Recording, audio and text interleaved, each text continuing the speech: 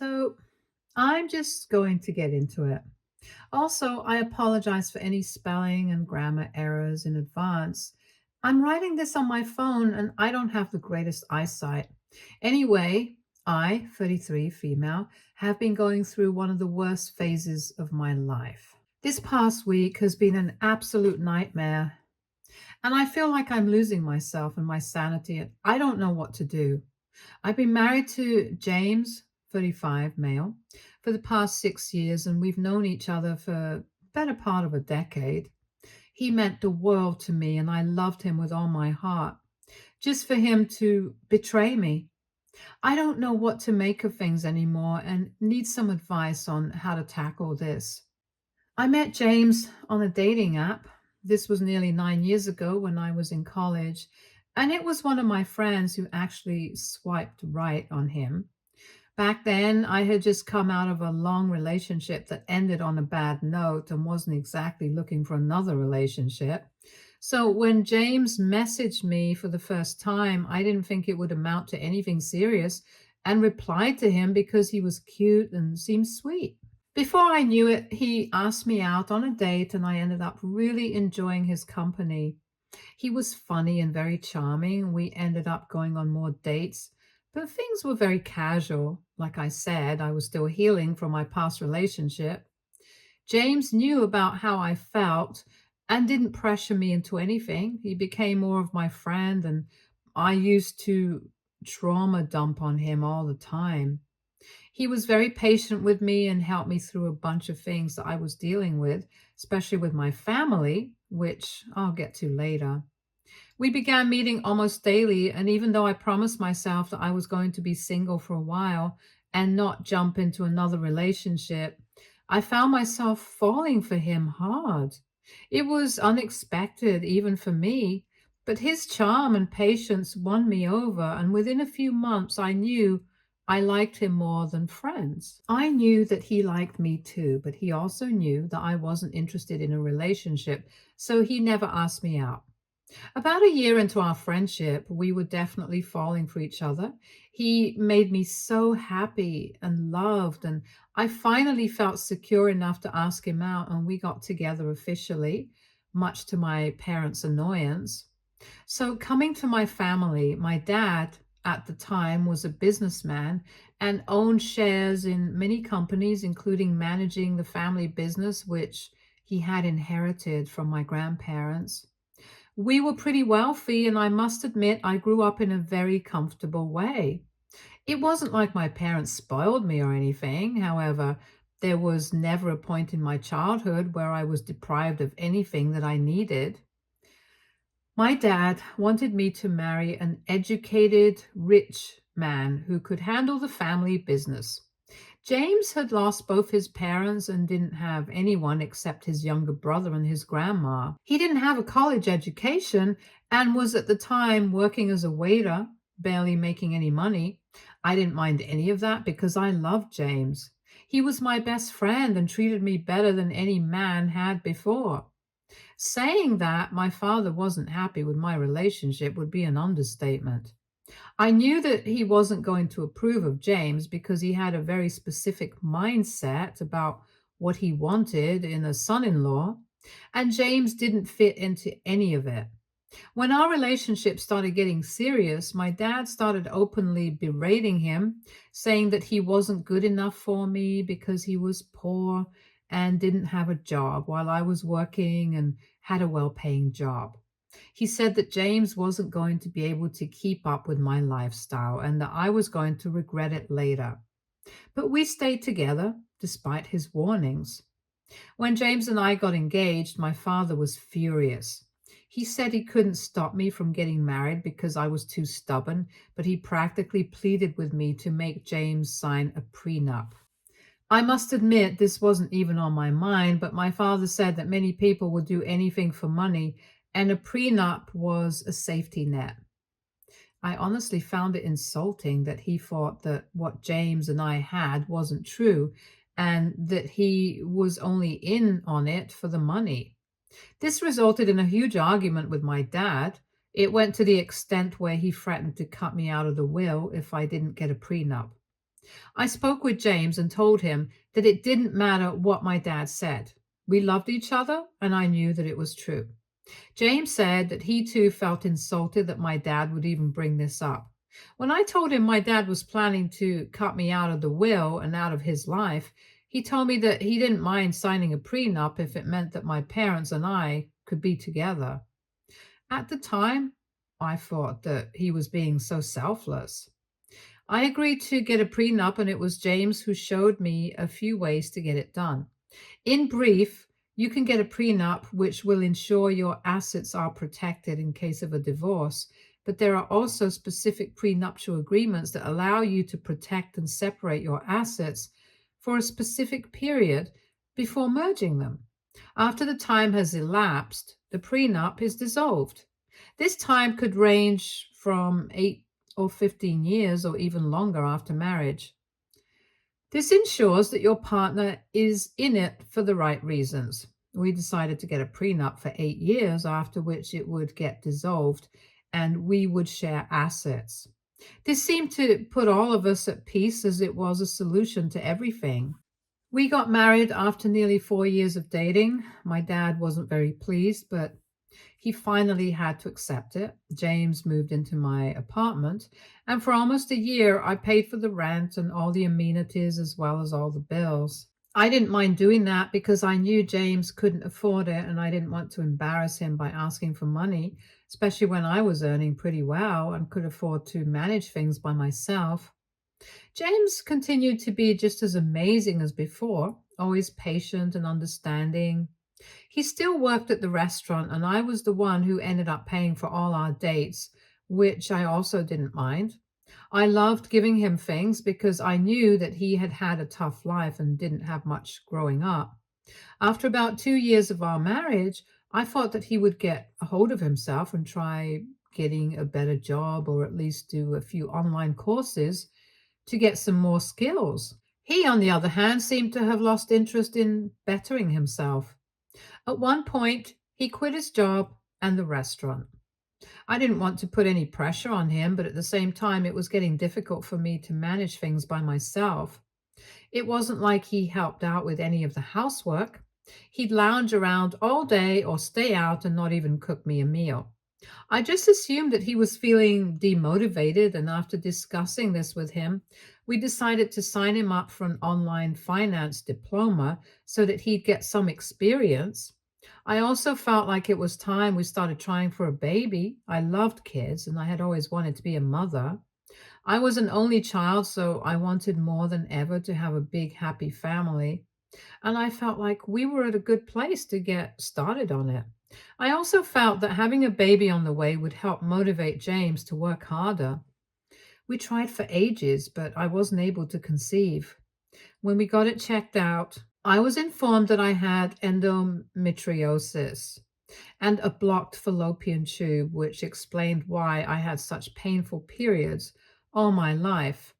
This diagnosis also made conceiving and pregnancy much harder. This was horrible news, and I took it very badly. I felt like I was useless because I couldn't do this one thing. I did tons of research, took various pills, put myself on a strict exercise regimen, and basically abused my body to increase the chances of pregnancy, but nothing I did worked.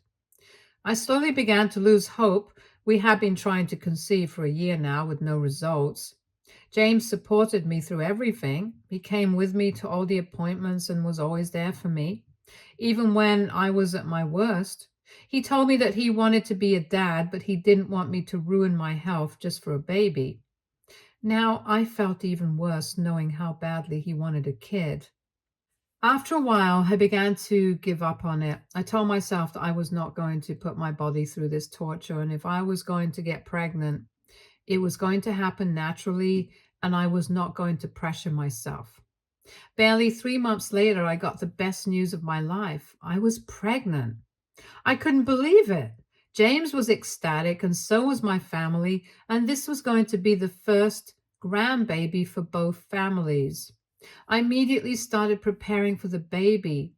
We bought clothes, a crib, toys, and we even began setting up the nursery. Our happiness was short lived. when I was around 5 months, I lost the baby. I'm not going to get into the details because it hurts too much to even think about. It was a traumatic time for all of us. It was a baby boy. My grief was indescribable, and I blame myself for it. The idea of being a mom, even for a short time, made me so happy, and now it was ripped away from me. I stopped going to work for months and didn't have the guts to look at the unfinished nursery. I guess this was when our relationship started changing. I became cold and distant from James. I could tell that he was also grieving, but at that point, I only felt pity for myself. He tried helping me out as much as I could, but I snapped back at him and acted like an idiot when he was just trying to be supportive. It took me months to get over this and reconcile with James, but ever since we lost the baby, I could tell that things had changed. For the next year, we tried to get pregnant, but to no avail, and I almost gave up on the idea of being a mother. This was when James suggested adoption. I had given adoption a lot of thought, millions of kids needing loving parents and a home, and we could provide that to them. We had more than enough, and we wanted nothing more than to be parents. We started our adoption journey, and it was a long road. After months, we got matched with a birth mom who was expecting twins. We got in touch with her and she liked us immediately. I couldn't help but get optimistic. We were having twins. Yet again, our happiness was short lived. Once again, we began prepping. This time, even the nursery was ready. We were then told after the babies were born that the birth mom had changed her mind and was planning to keep the babies. This shattered me. I could not take another heartbreak. It took me even longer to get over this, and I felt lost for a very long time. It was as if nothing we did was working, and I began to hate myself for it. I could see a behavior shift in James, too. He was now working at an MNC, and these diplomas had paid off. He wasn't earning as much as me, but now he was contributing to the house. Our relationship had seen better days. All of these blows with the miscarriage and the adoption took a huge emotional toll on both of us, and we were starting to drift away. It wasn't anything crazy, but I felt like I was closing myself up from him. And instead of talking things through, we just went on with it and let the gap widen. About a year and a half ago, things started getting better for me. I worked harder than ever and managed to get a promotion. James and I went out to celebrate, and we were just chatting about how everything would be perfect if we had a baby. That's when James brought up the idea of surrogacy. I had considered this option while we were trying, but now that I had been through so much loss, the thought of trying again for a baby was just way too taxing. Surrogacy did sound promising, but I didn't want to get my hopes up just for them to be crushed again. James seemed excited, and I didn't want to break his heart. Even though I knew that this might not work, I decided to give this one last chance. Over the next few weeks, we did a bunch of research and decided to go ahead with it. I made it very clear from the beginning that my main priority was my mental health, and I couldn't take another disappointment. So James agreed to manage the whole thing. He said that he'd do all the paperwork, interview potential surrogates, everything so that I didn't get too invested. I was more grateful than ever for him to step up like this. I got in touch with our doctor and they began prepping me for an egg retrieval. They pumped me up with hormones, and that affected my mood terribly. After my eggs were retrieved, they were fertilized with James's sperm using IVF. And after a lot of prayers, we found out that we had one viable embryo, our rainbow baby. Despite this, I tried not to get my hopes up. We also managed to find a suitable surrogate. Her name was Emily. She was 24 and was willing to carry our baby. I didn't get involved when it came to choosing a surrogate.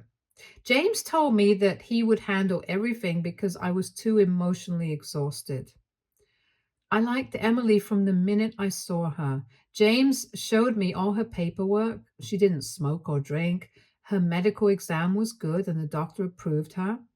She told me that she was doing this because her mom was ill and she needed the extra money for her treatment. She was working overtime and staying at a hostel to pay the bills, while her sister looked after her mom. Her story touched my heart, and I vowed to help out as much as possible since she was giving me the greatest gift. We moved on to the embryo transfer, and after, we'd usually expect a positive pregnancy test after 15 days, but we weren't getting it. My heart dropped and I prayed more than ever. The doctor told us to wait a few more weeks before confirming everything. To everyone's relief, 2 weeks later, Emily did a blood test which confirmed pregnancy. A month later, we did the ultrasound and I saw my baby for the first time. The technician said that the baby looked smaller for its gestational age, but apart from that, everything was fine. I was so relieved that I cried. We paid Emily the first installment, which she sent back to her mom. She told me her mother would never use the money if she knew that it was obtained through surrogacy, and that's why she was staying at a hostel. I felt terrible for her. I spoke with James and asked if it would be possible to have Emily stay with us for the duration of her pregnancy, and he was completely against it. He said that it was better if we didn't get too involved and attached. But after a lot of persuasion, he finally agreed. That way, we could ensure that she ate healthy and didn't have to worry about rent. Plus, we'd always be close by in case of an emergency. Emily began staying with us and she became a friend to me. I was so grateful for what she was doing for me that I tried to show my appreciation to her in any way I could. I even gave her money every month for her mom's treatment in addition to her normal fee. I went to all the doctor's appointments and made sure that she was eating healthy and staying fit. I started noticing that James and Emily usually behaved very awkwardly around each other. They barely interacted with each other. I'd sometimes catch them having a conversation quietly, but stopped as soon as I entered the room. James stopped being affectionate to me when she was around as well. When I asked him about it, he just said that it felt weird that she was carrying his baby. I understood what he meant because it was a bit awkward for me too, so I let it slide. Before I knew it, 9 months had flown by. The baby was still small for their age, but was otherwise fine. Finally, our rainbow baby, Jaden, a little boy, was born after nearly 43 weeks of gestation. He was perfect in every way. The first time I got to hold him, I finally felt like everything was worth it just to have him in my arms. I was forever indebted to Emily. We took him back home and we started settling into parenthood. It was everything I dreamed of. I didn't even mind the sleepless nights. James was working overtime while I looked after the baby. He had gotten a promotion and was very busy on most days. He'd sometimes even get work calls in the middle of the night and come home super late. I began getting annoyed because he was barely spending time with the baby and I wanted them to bond, but he kept making excuses. Around 4 months later, I had to go to work to handle an important client. I hated leaving Jaden, but they had specially requested to meet me just for a few hours. I requested James to be with our son that day because I didn't want him to be with a stranger, and he agreed. I finished up with work faster than usual and rushed home to be with Jaden. To my shock, I saw that Jaden was crying in his crib and James was nowhere to be seen. I rushed to our bedroom only to find it locked. I could hear voices coming from inside and banged the door. After what seemed like ages, James opened the door looking flushed, and when I searched the room, I found Emily hiding under my bed. It finally clicked. They were having an affair. Even though I refused to believe what I was seeing, I knew it was true. James tried to explain that it was a mistake and that this had never happened before, while all Emily could do was stand there embarrassed. I trusted them the most. I had opened my heart and my house to Emily and treated her like my sister. I had given James everything he wanted, only to be betrayed like this. They had no regard for me, but had also ignored Jaden when he was wailing downstairs. I was so disgusted. I grabbed Jaden and I went straight to my parents' house and explained everything. As expected, James came begging for my forgiveness and saying that it was a mistake. I had been cheated on before, and this was a deal breaker. The fact that he cheated on me with Emily, of all people, hurt me more than anything, and there was nothing he could say that would make me change my mind. I could not be with him anymore, and I told him that I wanted a divorce. He cried and protested and fell at my feet, pleading with me, but my dad called security and kicked him out. A few weeks later, I got in touch with my lawyers and served him the papers. Since we had been married for only 7 years, the prenup still held good and I didn't owe him any money. At that moment, I was glad that my dad made me sign the prenup, otherwise, half my assets would have been lost to this cheater. When it came to the custody of Jaden, I decided that 50-50 custody would be best because I wanted him to grow up with a dad. James's entire personality changed after he found out that I was serious about the divorce.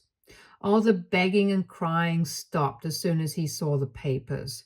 One evening, he called me and told me that he wanted to meet me and discuss the details of the divorce. We met up, and I was shocked to see that he had Emily with him. He looked very pleased. He handed me a document containing his terms for the divorce, and my jaw dropped to see that he wanted full custody of Jaden because he claimed that I wasn't mentally sound to take care of him and that I suffered from frequent bouts of depression and BPD. He requested $15,000 in monthly child support and that the baby would be entitled to all the money I would receive from my dad through his will. I immediately rejected this. There was no way James was going to get full custody of Jaden. He said this was all a part of his master plan. Him and Emily had been together for 2 years. He chose her to have the baby so that when he eventually left me after 8 years of marriage, when our prenup expired, he could be with her and our son and take half my money with him. Unfortunately, I had caught him cheating and the prenup was still valid because he claimed that I was mentally unsound. He wanted full custody of Jaden, and since I was richer than him, I owed him that crazy sum in child support.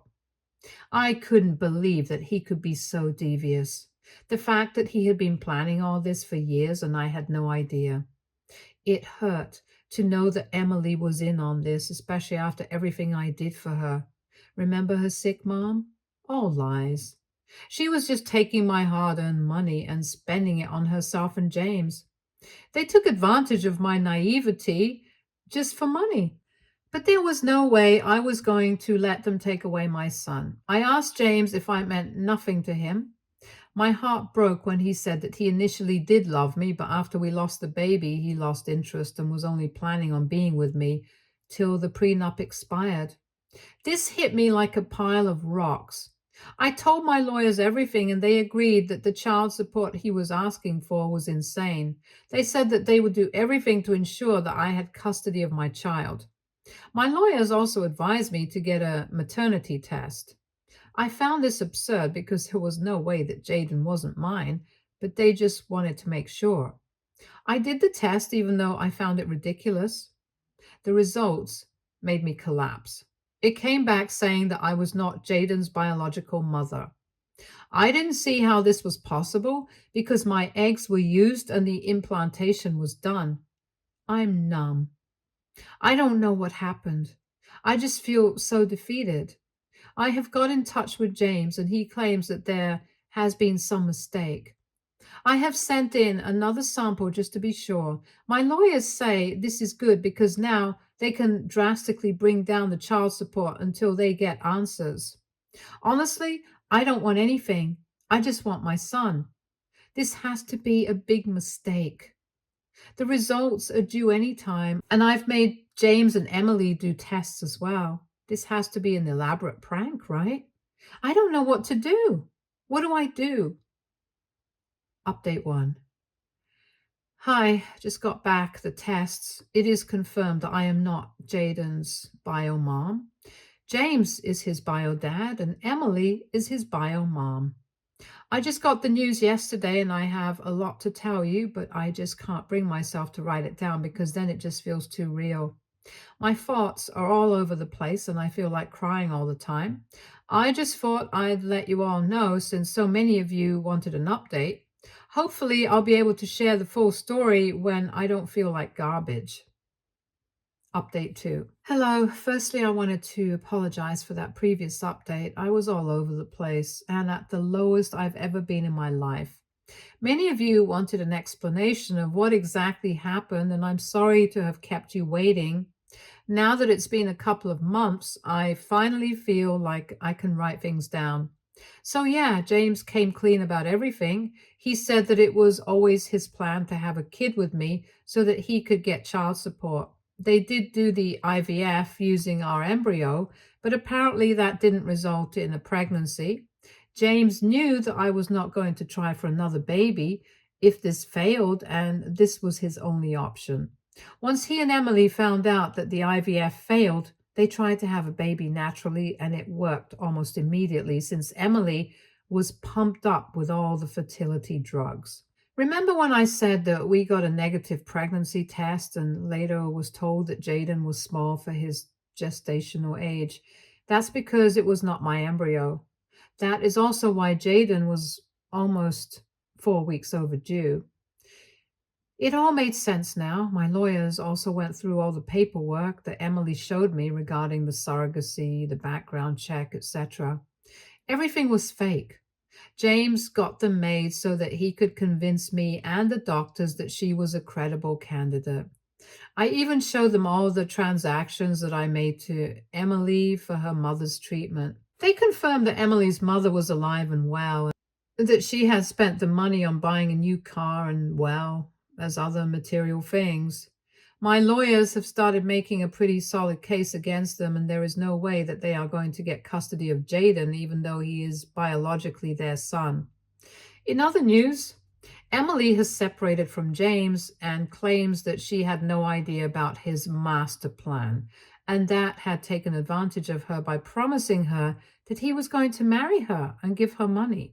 She said she was emotionally manipulated and made to undergo the surrogacy under pressure from James, even though she didn't want to. She also claims that he was the one who faked all the documents and told her to lie about her mom to get more. She said that once the IVF failed, she was again manipulated into having a baby with James so that their plan wouldn't fail and they would still get child support after the divorce. She now says that she wants nothing to do with James or Jaden and just wants a peaceful life. I don't know how much of what she is saying is true, but for now, it looks like she's playing the victim card. For all I know, she could be very well telling the truth because James manipulated me too, and I had no idea until very recently.